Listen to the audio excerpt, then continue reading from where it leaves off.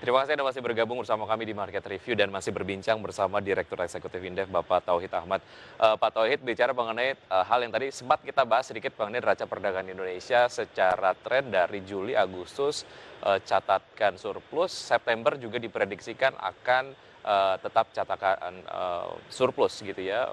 Datanya nanti kemudian akan dirilis oleh BPS di hari ini. Dilihat dari kacamata tata kelola devisa, sebetulnya sejauh mana momen ini termanfaatkan dengan baik untuk menghemat ataupun menambah devisa? Ya, saya kira memang di saat pandemi ada secara umum kan kita mengalami perlambatan ya, perlambatan ekonomi. Perlambatan ekonomi ini salah satunya disebabkan oleh perdagangan mengalami penurunan bisa sampai 20 sampai 30%. Nah, kalau 20-30% saya kira memang cukup katakanlah terutama karena terjadi penurunan impor secara umum, maka umumnya di banyak negara termasuk Indonesia ditindak semakin menguat. Tapi itu karena memang momentum penurunan permintaan di domestik sisi lain, yang kedua ekspor juga mengalami penurunan begitu. Nah, ketika impor kita ternyata jauh lebih turun dibandingkan katakanlah pada momentum sekarang ini, seharusnya kita juga memanfaatkan sektor-sektor industri dalam negeri juga cukup bisa bergerak. Katakanlah bahwa kita seharusnya di tengah sekarang bahwa impor menurun, industri subsidi impor itu juga harusnya juga mulai bergerak, karena kan penurunan dalam negeri harusnya memanfaatkan momentum karena impor berkurang, kemudian produk luar negeri terlampau mahal dan susah diperoleh karena sebagian negara lakukan pembatasan melakukan kegiatan perdagangan untuk kepentingan negaranya, maka saya kira ini ada momentum bagi industri dalam negeri untuk bisa menggantikan secara bertahap perlahan-lahan kebutuhan impor kita. Sehingga dengan demikian maka ketergantungan terhadap impor itu bisa dikurangi. Paling tidak pada posisi sekarang, secara persisten katakanlah jumlah yang diimpor itu relatif tetap atau tidak banyak mengalami penurunan. Dengan demikian cadangan devisa kita bisa kita pertahankan. Begitu. Ya. Dari sudut pandang yang lain, bagaimana ini dapat dilihat sebagai satu momen yang cukup baik, artinya sebetulnya tanpa melakukan volume impor yang banyak, Indonesia kemudian ataupun katakanlah untuk sektor-sektor yang selama ini tergantung kepada impor masih tetap berlanjut begitu. Tapi kalau kita lihat dari point of view yang lain, bagaimana sebetulnya penurunan impor ini mengindikasikan pelemahan konsumsi. Bagaimana analisa Anda, Pak Tauhid?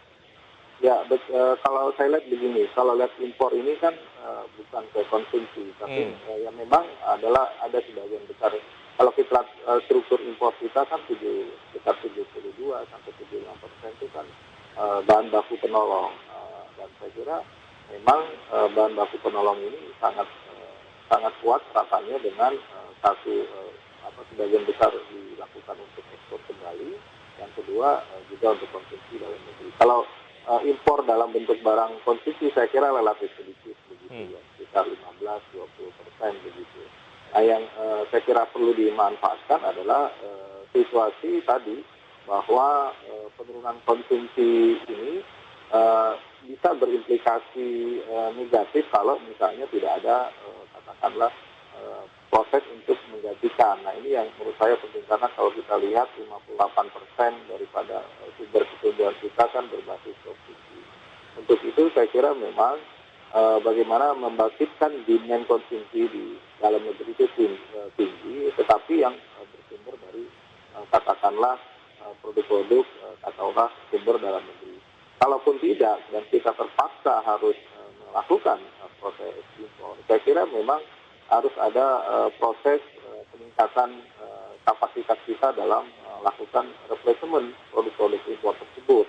Ini yang saya kira sulit dan butuh waktu panjang. Misalnya katakanlah kalau untuk produk konsumsi di dalam negeri, maka harus ada proses alih teknologi, kemudian ada proses transfer kemitraan antara perusahaan internasional dengan perusahaan dalam negeri, sampai misalnya bahwa pemerintah juga harus menyediakan satu insentif bagi model-model pengembangan produksi dalam negeri yang bermitra dengan internasional. Paling tidak dengan itu dalam jangka menengah atau panjang bisa mengurangi ketergantungan kita terhadap barang impor, terutama yang ujungnya berkonsumsi dalam negeri lah begitu. Ya, Pak Tauhid, salah satu pos lah yang menyebabkan penggunaan cadangan devisa cukup intens belakangan adalah upaya untuk menstabilkan nilai tukar rupiah dari faktor eksternal. Perlukah ini dilakukan secara intens atau sebetulnya ada strategi lain yang sifatnya lebih fundamental untuk membuat nilai tukar rupiah kita lebih stabil? Pada ujungnya tidak kemudian terus menggunakan ataupun menggerus cadangan devisa kita untuk menstabilkannya. Ya, saya kira betul, begini ya, kalau kita lihat pergerakan nilai tukar rupiah memang banyak yang terjadi karena sentimen ataupun faktor katakanlah stabilitas berbagai indikator makroekonomi begitu. Nah, kalau yang sifatnya sentimen saya kira memang sulit dihindari bahwa Bank Indonesia harus melakukan operasi moneter begitu. Dan kalau kita lihat datanya operasi moneter Bank Indonesia ini sampai katakanlah minggu pertama eh, eh, saya kira kalau di 2020 ini hampir kurang lebih sekitar 712 triliun rupiah begitu. Jadi besar sekali. Nah, apakah ada jalan lain? Saya kira memang nilai tukar rupiah salah satu yang faktor fundamental adalah stabilitas makroekonomi begitu. Ketika kita bisa mempertahankan situasi pertumbuhan ekonomi tetap stabil, paling tidak tidak terlalu buruk lah ya, stabil saja itu tidak cukup membantu stabilitas dari nilai tukar rupiah.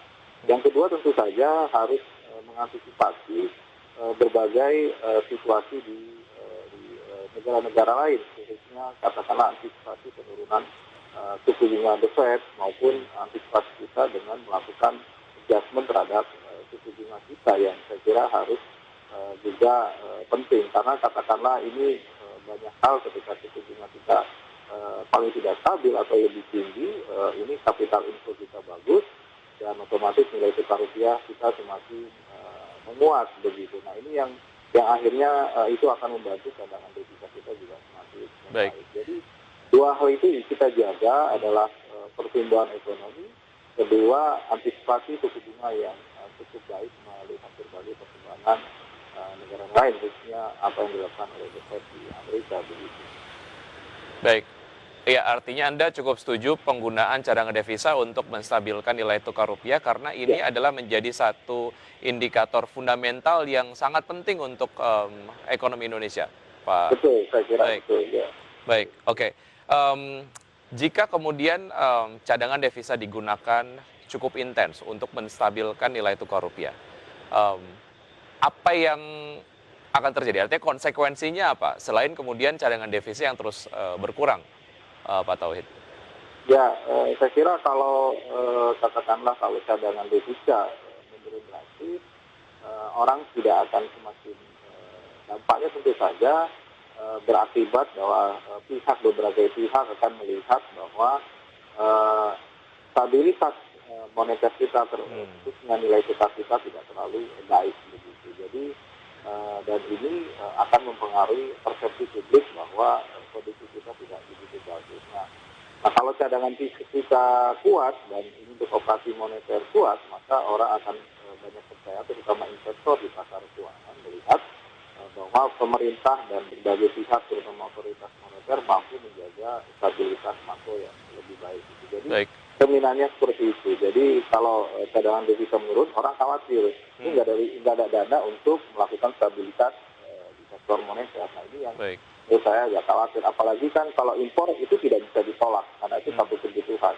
Jadi kebutuhan impor katakanlah sudah mendekati batas 4 atau apalagi 3 bulan, jangan sampai 5 bulan orang sudah khawatir. Kalau sekarang 9 bulan relatif aman, tapi begitu turun orang sudah khawatir. Modalnya bagaimana untuk menstabilkan nilai tukar. Nah itu yang menurut saya sebagai catatan penting. Ada dampak psikologis yang kemudian terjadi jika ada informasi mengenai cadangan devisa dari Indonesia sendiri yang terus menurun dan secara dampak psikologis ini akan tentu saja berdampak kepada ekonomi di Indonesia. Ada satu segmen lagi Pak Tauhid, kita akan lanjutkan saja berikut ini dan tetap di Market Review saja, kami akan segera kembali.